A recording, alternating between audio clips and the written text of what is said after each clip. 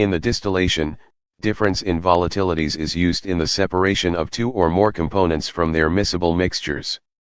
The term relative volatility, which is worked out from the experiments and available as vapor-liquid equilibrium data. Higher the relative volatility, easier will be the separation of two components from their mixture using distillation process and vice versa.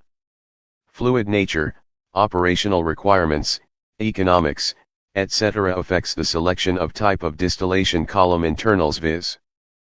packing or trays. These internals are provided to ensure proper contact of uprising vapors and downflowing liquids. Overall distillation system contains various components like feed preheater, distillation column, condenser, reboiler, etc. Knowledge of complete distillation system along with column internals is required to design and operate it more efficiently.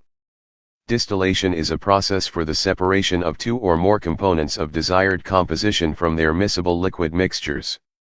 Like every separation technique which uses the difference in properties of two components, e.g. density difference used in the liquid-solid separation from their slurry by gravity settling method, difference in volatility of two components is used for their separation using distillation method.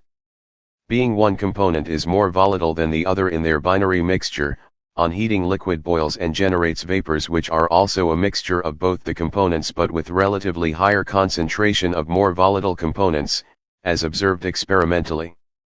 As shown in the Fig. 1, A is relatively more volatile than B. Though vapors generated are enriched with high volatile trays are relatively complex distillation internals from a design and hydraulic standpoint, which consist of a tray deck, downcomer, and outlet weir. In the operation of a typical cross-flow tray, liquid enters the tray at one side and flows across the tray toward a downcomer at the opposite side of the tray, Bruckert, 1968.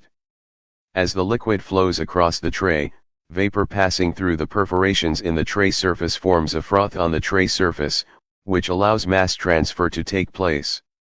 At the outlet from the tray, the froth spills over a weir subtending the tray into the downcomer. The downcomer is a device for transferring the liquid phase downward to the next successive tray but is sealed by such liquid against the vapor passage upward. In the downcomer, the vapor separates from the froth, leaving a pool of disengaged liquid in the downcomer below the level of the active tray surface. The disengaged liquid enters the next tray under the force of its hydrostatic head, independently of the forces that create the froth and move the froth across the tray. The tray decks commonly used in refinery and petrochemical plants can be divided into three types: sieve, valve, and bubble cap. Bubble cap trays, which were patented by Cellier Blumenthal in 1815, were the most popular type of trays before the 1960s, when they were replaced with new designs of sieve and valve trays that matched the performance of bubble cap trays but were much cheaper to install. Kister, 1992. Currently, bubble cap trays are used only for special applications. Sieve trays, which are perforated thin plates, are very good in fouling applications or when there are solids present because they are easy to lean. However, the turndown, the performance when operating below the designed flow rate, is relatively poor. Wonkit, 2012. Valve trays are designed to have better turndown properties than sieve trays.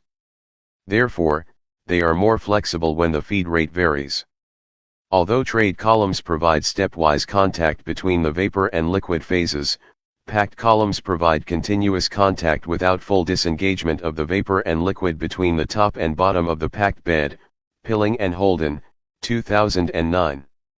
In a packed column, the liquid driven by gravity flows down the mass transfer zone comprising the random and/or structured packings in the form of a trickle film or falling droplets, while the vapor as the continuous phase flows upwards from the bottom to the top of the column. Makowiak and Makoyak, 2014. Packings are generally divided into random and structured packings, which can be made from different materials, such as metal, plastic, and ceramics. Figure 2.1 shows the history of the development of characteristic random packings of different generations.